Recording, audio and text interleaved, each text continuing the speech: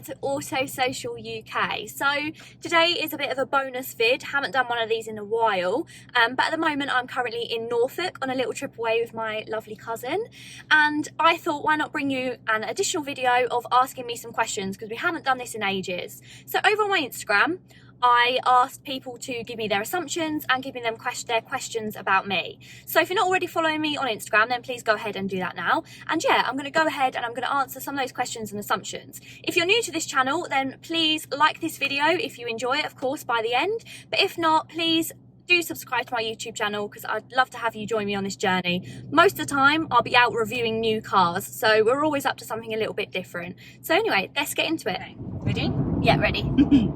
Do you feel like you have to be positive about all the cars that you drive? I don't feel like I have to be positive about them. I do try and give as much as my opinion as possible.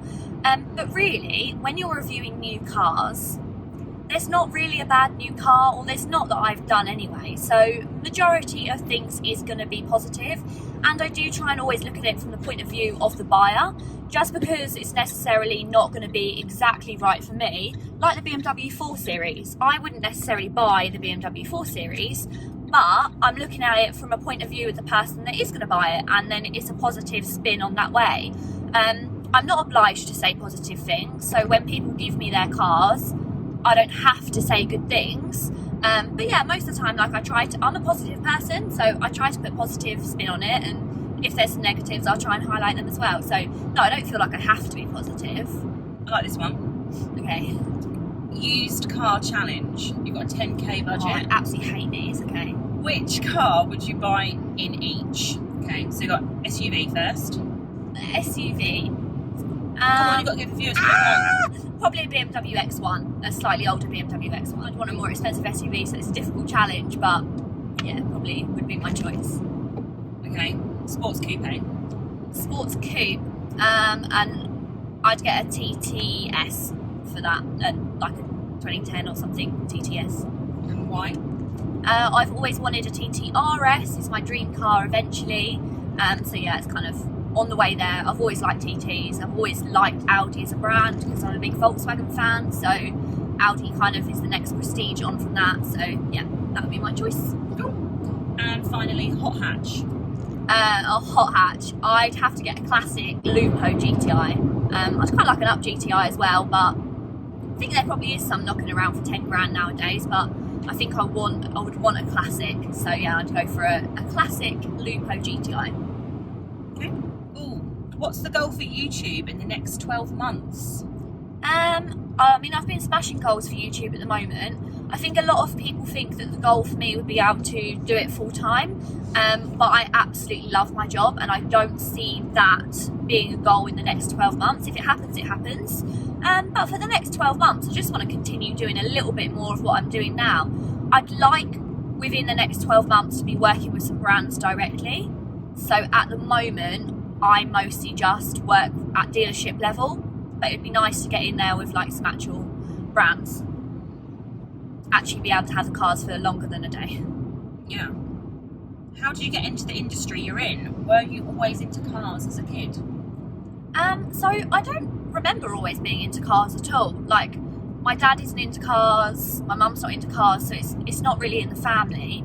I honestly have no real idea what kind of got me in, but I wanted to go into social media marketing, and there just happened to be a job come up in the car industry. So I kind of thought to myself, and I used to have a Lupo, and I was going to say, what, had it lowered. I think you were always interested in cars because no one else had their car. Yeah, well, I think it's always when you're younger, people have like, few people really do kind of impression you, don't they?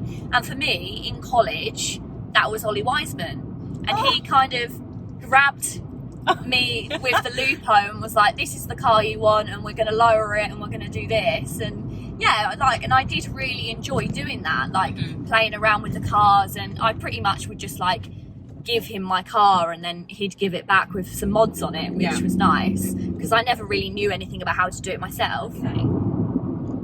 What's your favourite music to listen to whilst driving? You know what mine is. I've got a really varied music taste. I think driving has got to be like, what would you even refer to, like those 90s classic, is it, it's not rock, is it pop rock? I guess so. Like your Red Hot Chili Peppers, your Arctic Monkeys, like, more your indie, Bowling for Soup, like rock indie, 90s rock indie is like my ultimate driving music. I like chill out music as well, so I'll listen to a lot of Bon Iver, and very rarely I'll go into like dancey music type style ones, but I think if I had to pick one genre to listen to whilst driving, it would be like, your classic 90s rock pop. Yeah. You like to act a bit weird, brackets, in a good way. Acting goofy and being a little bit of a nerd, etc. I love you. I'm not goofy. Yeah, I think as the years have gone on, I've got goofier, and like I just think as you get older, you feel less inclined to pretend you're somebody you're not. Yeah. And like you just don't really care when you get older about being an idiot. I agree. You just want to be yourself, and kind of, if people like you for being yourself, then that's fine. And if they don't like you, then I'd rather be myself and people not like me than be somebody else and have to keep up that facade. You'd be miserable, wouldn't you? Yeah. But I mean, I've always known you as goofy, and like, insert video of us dancing right now. Yeah, I've always seen that side of you. That's true. Yeah, I think maybe my friends and family have always seen that side of me, but I've been more inclined to bring that online more because I don't really care. Yeah, I think it's more relatable. Definitely, it's appealing. It's cute. Oh! I like this one. You were sacked from Mantis Cars. No, I wasn't sacked from Mantis Cars. Oh my god, no, I wasn't sacked from Mantis Cars. Mantis Cars kind of sadly lost a battle with the current climate, which is really kind of sad because it was quite an established, lovely company. But those guys are kind of started thinking it's very, very competitive in the car world at the moment. Nobody's really making much money. There's not much profit in cars. There's so much competition, and it just, even before the whole COVID-19 thing it's a really tough industry to be in, and if you're not 110% up for working every hour of every day, then it does incline you to feel like you could probably be doing something less bloody stressful. So no, I didn't get sacked from Mantis Cars, but I'm still very good friends with everybody that used to work there. Yeah. You are earning enough from YouTube to go full time. If I lived in a shoebox. No, absolutely not. It's slowly building up, but I think that's one thing I was shocked about when I joined YouTube. I think because you watch the big timers and you do the maths and you're like, oh, well, these have got X amount of subscribers and they're earning tens of thousands of pounds. Like, surely once I hit 1,000, I'm going to start earning X amount a month, and it's just not like that. I think my first month on YouTube, it was like 0.05p. Well, and I was like, oh my god, I worked so hard and I've not even got a penny. Like, it was so depressing. I wish they wouldn't tell you until you've made like a substantial amount. It's so depressing to just see you've made 5p that month. There'll be a new car in the next 6 months. Don't really get this one. As in, I'll be buying a new car in the next 6 months, I think. Do you know what? It's a really difficult one because I always told myself that when I reach a certain monetary goal on YouTube, I'd buy myself a new car. And that was when I could top up from my YouTube money on top of what I currently pay for my up to be able to afford the car that I want, which is the T-Roc convertible. But the difficult thing is I'm at that stage now where I could, but now I'm saving for a house. And you just get to a point and you just think, it's hard to think, well, okay, that X amount of money a month could go towards a car, but I've got a car that does everything I need. And you have access to fantastic cars. Yeah, exactly. They're at your disposal to use. So, if your car is working for you right now, and you can... Yeah, exactly. I mean, it's cheap to run, cheap to tax, cheap to insure, cheap to fix, like everything like that. And I think I just have now kind of moved my boundaries of what I want to achieve, and I'm thinking more I'd like to put that money towards a house. So I don't know, it depends if I have any videos that take off in the next 6 months, which mean that if I'm earning a substantial more amount a month, then yes, I will put a chunk of that towards a car. But at the moment, whilst it's still kind of small amounts, then no, it'll all be going towards a house rather than a car. This is my kind of question. Okay. G&T, porn star martini or bubbly? I know exactly who's asked this question. So there's a guy called Steve the Barman, who is another YouTuber that I know very well. It's not from too far away. And Steve has got a cocktail making YouTube. It's actually pretty bloody good. So if you do like cocktails and things like that, then please go check it out.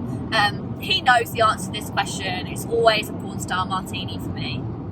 I love a porn star. I like all of those things, to be fair, but porn star martini. Oh, it's G&T for me. This is a nice one to end on. Okay.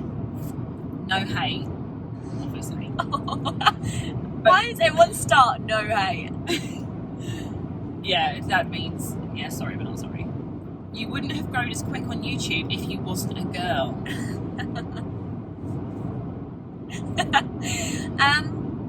So we know that this is about. Yeah. Salty guys. Guys are always salty when girls do well in cars. Yes and no. I think that, I like to think that my personality has the most to do with why I'm doing well, why people subscribe to this channel. I don't think it just has to do with I'm a girl, but I am not silly to know that it helps I'm a girl, because it's different, isn't it? Yeah. So many guys talk about cars and you're just like, oh, here's another guy talking about a car. But when it's a girl, you kind of are like, oh, hang on a minute, this is a girl talking about a car. Like, it makes people sit up and listen perhaps a little bit more than they would do if you was a guy. But no, I don't think the reason that my channel has done well is down to the fact that I'm a female. It's helped, but it's not the reason. No, I agree. And also, I don't know about you, but anytime I've entered a showroom, I've felt just that I have no idea what I'm talking about. So it's so reassuring to see a female in this industry talking about stuff that is useful to know. Yeah, exactly. Well, that's from a woman's perspective. Yeah, because we do look at things differently sometimes. Yeah, exactly. And that's kind of why I try to not talk about things from a point of view where it becomes a bit too much. Like, I know obviously when I was doing my training for Volkswagen, like when it goes into the real depths of like what the torque does and I don't really need to know like what the torque and what the brake horsepower is, but like I just want to know, is it quick enough? Like that's the real answer you want to know. Like, if I'm driving this car Monday to Friday, is it quick enough? And that's what people want to know. Like, you need to remember, obviously, when females mainly, I know a lot of guys are like it as well, but just need to kind of break it down so it's not too wordy. So yeah, but then that's a very difficult position to be in, because you don't get too wordy and you kind of have guys have a go at you because you don't know anything about cars. Yeah. But then you get too wordy and you isolate the people that you're trying to reach out to in the first place. Yeah. So it's a difficult kind of to find a happy medium. But yeah, obviously I'm kind of proud that I am a girl and that I can chat about it. Yeah. And hopefully put some people's minds at rest. Absolutely. So that ends the questions for today. Thank you so much for tuning in and watching this video. Thank you to my lovely cousin for arranging my day, not only today that we're doing everything, all the adventures we're going on today, but also for asking me the questions and letting me drive her car so that she could ask the questions. And yeah, if you've enjoyed this video, then please give it a big thumbs up, and also please don't forget to subscribe to my channel. I'd love to have you join in on my journey. I've got some really exciting videos that have already gone up and some videos that are going up in the future, so it's definitely worth subscribing to. And if you don't want to miss the videos, then turn on the bell notification. Until next time.